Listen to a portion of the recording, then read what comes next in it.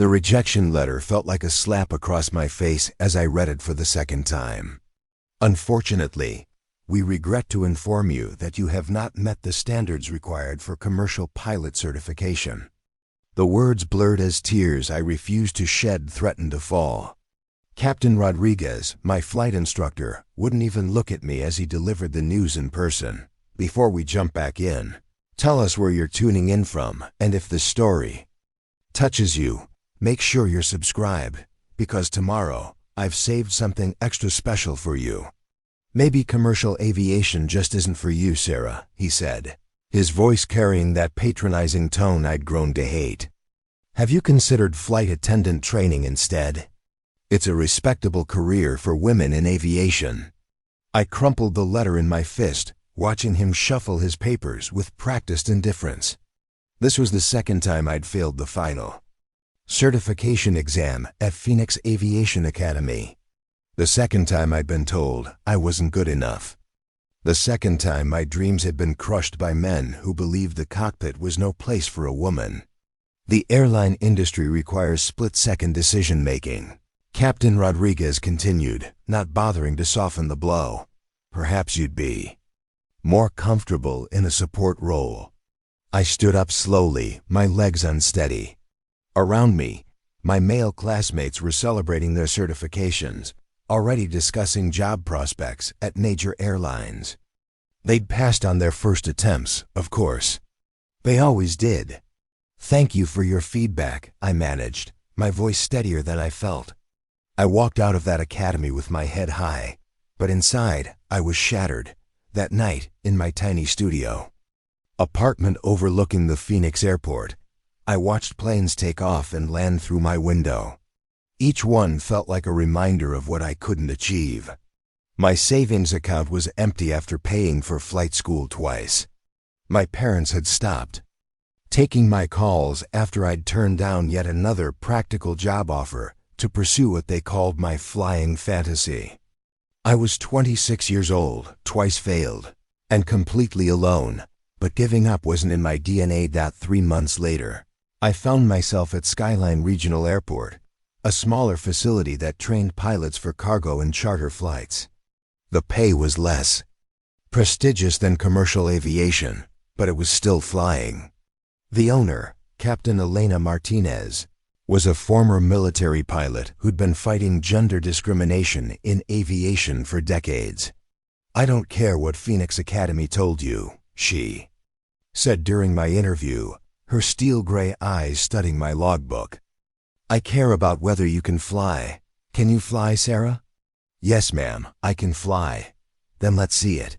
The flight test was brutal. Captain Martinez pushed me through emergency scenarios, weather simulations, and mechanical failures that would have rattled seasoned pilots. But something had changed in those 3 months of failure and rejection. I'd found a focus born from desperation, a precision carved from disappointment. I passed. 6 months later, I was certified as a commercial pilot through Skyline Regional. Not the major airline route I'd dreamed of, but I was finally flying professionally. I took jobs wherever I could find them. Cargo runs to remote airstrips, medical evacuations, charter flights for small businesses. Each flight was a step toward proving myself. The other pilots at Skyline treated me with cautious respect. I wasn't their buddy, but I wasn't their target either. I flew more hours than anyone, took the shifts others didn't want, and slowly built a reputation for reliability. Captain Martinez became my mentor, teaching me not just how to fly, but how to survive in an industry that didn't want me. They'll always be waiting for you to fail, she told me one evening as we reviewed my flight logs. Your job is to be so good they can't ignore you. I took those words to heart. 2 years passed. I accumulated over 1,500 flight hours, far exceeding the minimums for major airline consideration. My safety record was spotless, my evaluations consistently excellent. When TransGlobal Airlines finally called for an interview, I was ready. The interview was conducted by a panel of 3 captains, all men, all carrying the same skeptical expression I'd learned to expect. Captain William Hayes, TransGlobal's chief pilot, led the questioning with barely concealed condescension. "Miss Chun, I see you failed certification twice at Phoenix Academy. That's quite concerning for a potential commercial pilot." "Yes, sir. I learned valuable lessons from those failures that made me a better pilot." "And what lessons were those?" Captain Hayes leaned back in his chair, arms crossed. "That persistence matters more than perfection. That learning from failure is more valuable than avoiding it. And that the ability to stay calm under pressure isn't determined by gender." One of the other captains smirked. "How do we know you won't crack under the pressure of flying 200 passengers?" I met his gaze steadily. "Because I've already proven myself under pressure. My flight record speaks for itself. They hired me, grudgingly, for their cargo division. Not passenger flights, not the prestigious routes, but it was TransGlobal. It was progress. For 18 months, I flew freight across the country. Night flights, challenging weather, tight schedules. I handled it all without complaint. I was building credibility one flight at a time, waiting for my chance to prove I belonged in a passenger cockpit.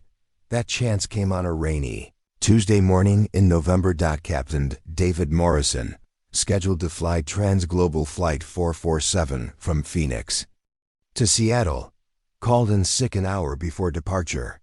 The flight was booked solid, 197 passengers plus crew.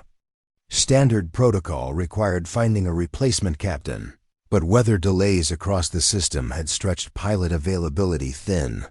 "Chun," Captain Hayes found me in the pilot's lounge, reviewing cargo manifests for my evening flight. "Morrison's out sick. You're covering 447. My heart stopped. "Sir, I'm not certified for passenger flights yet." "You have the hours. You have the rating. Consider this your practical exam." His expression was unreadable. "First Officer Jackson will be your co-pilot. He's experienced." First Officer Tom Jackson was indeed experienced, and clearly unhappy about flying with me. As we performed our pre-flight checks, his skepticism was palpable. "Just follow my lead," he said curtly. "Passenger flights are different from hauling." "Cargo," I nodded, focusing on the checklist. Flight 447 was a Boeing 737-800, an aircraft I knew well.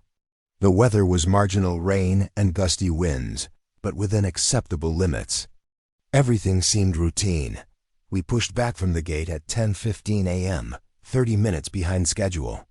The passengers were anxious to reach Seattle, many connecting to international flights. As we taxied to the runway, I ran through the flight plan. One more time. Simple route, experienced crew, good aircraft. What could go wrong? At 10,000 feet, everything changed. The first indication was a subtle vibration through the controls, followed by an unusual sound from the left engine. I glanced at the engine instruments just as multiple warning lights illuminated the cockpit in angry red. "Engine failure," Jackson announced, his voice tight. "Left engine, total loss of power."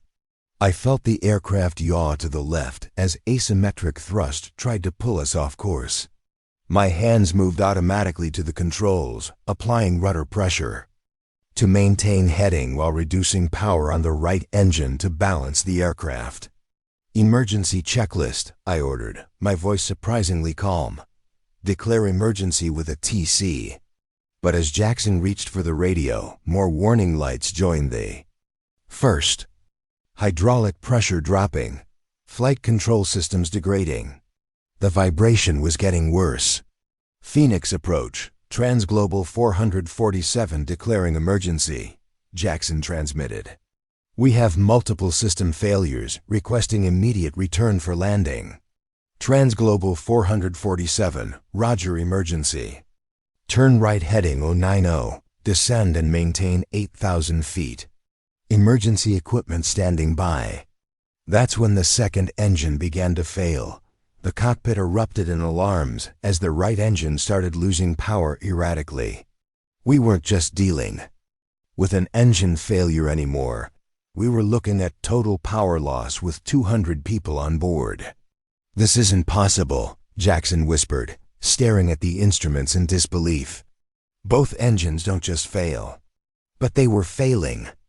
And we were 50 miles from the nearest airport, losing altitude fast. I thought about Captain Martinez's words. "They'll always be waiting for you to fail. Not today. Not with 200 lives depending on me." "Tom, I need you focused," I said firmly. "Run the dual engine failure checklist. I'm going to try to restart the right engine. Sarah, we need to find the nearest airport and get on the ground now. We will. But first, let me try something." The restart procedure was complex, requiring precise timing and technique. As I worked through the steps, the aircraft continued to descend. Without both engines, we were essentially flying a very heavy glider. Every decision mattered. The right engine caught on the second attempt, coughing back to life with irregular power. It wasn't much, but it was enough to slow our descent and give us options. "Phoenix approach, TransGlobal 447. We've restored partial power to one engine. Request vectors to Phoenix Sky Harbor, runway 26. TransGlobal 447. Turn left heading 270. Descend pilot's discretion. You're 35 miles southwest of the field." Jackson was working frantically through emergency procedures while I flew the wounded aircraft. Every control input had to be precise. Too much rudder and we'd lose what little control we had. Too little and the asymmetric thrust would put us into an unrecoverable spin. "Sarah," Jackson's voice was strained. "The passengers are starting to panic. Flight attendants are asking for information." I keyed the cabin intercom, my voice steady despite the chaos around us. "Ladies and gentlemen, this is your captain. We're experiencing some technical difficulties and will be returning to Phoenix for a precautionary landing. Please remain seated with your seatbelts fastened and follow the instructions of our flight attendants." What I didn't tell them was that we had maybe 10 minutes of partial power left before the remaining engine quit completely. What I didn't tell them was that I'd never attempted a landing this challenging, even in the simulator. TransGlobal 447, Phoenix Tower. You're cleared for immediate approach runway 26. Wind 280 at 15, gusting to 25. Emergency equipment in position. The approach would have to be perfect. Too high and we'd overshoot the runway with no power to go around. Too low and we'd hit short of the runway. The crosswind added another layer of complexity, requiring constant corrections to keep us aligned. At 1,000 feet, the remaining engine finally gave up. Suddenly, we were flying a 150,000-pound glider toward one of the busiest airports in the country. The cockpit fell silent except for the whistle of air over the wings and the steady beeping of altitude warnings. "We're not going to make it," Jackson said quietly. I looked at the runway ahead, calculating distances and angles with desperate precision. He was right. Our glide path would put us about a mile short of the runway. But there was a service road that ran parallel to the approach path, and beyond that, an open field. "Tom, I need you to prepare the cabin for emergency landing. Brace positions, emergency exits, the whole protocol. Sarah, do it, now." As Jackson coordinated with the flight attendants, I adjusted our approach angle. If I could stretch our glide just a little further, thread the needle between obstacles, maybe, just maybe, we could reach that service road. The airport emergency vehicles were racing along below us, trying to keep pace with our descent. I could see fire trucks, ambulances, rescue equipment, all converging on our projected impact point at 500 feet. I could see individual cars on the service road. Airport security was clearing traffic, but there wasn't much time at 200 feet. I could see the faces of people on the ground looking up at us at 100 feet. I knew we were going to make it to the service road. The landing was controlled violence. We hit the asphalt service road at 180 miles per hour, the landing gear collapsing immediately from the impact. The aircraft slid for what felt like an eternity, metal shrieking against pavement, sparks flying from the fuselage as we decelerated, but we were down. We were alive. Emergency crews surrounded the aircraft within seconds. The evacuation slides deployed, and passengers began emerging, shaken, but largely uninjured. A few broken bones, some cuts and bruises, but no fatalities. No fatalities. I sat in the cockpit for a moment after the engines finally wound down, my hands still gripping the controls. Jackson was beside me, both of us breathing heavily. "Jesus, Sarah," he whispered. "How did you do that?" I didn't answer immediately. I was thinking about all those rejection letters, all those instructors who said I wasn't good enough, all those moments when I'd almost given up. "I had something to prove," I finally said. "The investigation took 3 months. Metal fatigue in. A critical engine component had caused a cascade failure that should have been impossible. The NTSB report concluded that my actions had prevented a catastrophic loss of life, that the emergency landing was a testament to exceptional pilot skill under extreme circumstances. Captain Hayes visited me in the hospital where I was recovering from minor injuries sustained during the landing. "Chun," he said, looking uncomfortable, "I owe you an apology." "Several of us do." "No, sir, you don't owe me anything." "Yes, I do. We underestimated you because you were a woman. Because you'd failed before. We were wrong." He placed a folder on my bedside table. "When you're ready to return to duty, you'll be flying passenger routes. Full captain status, your choice of routes." After he left, I opened the folder.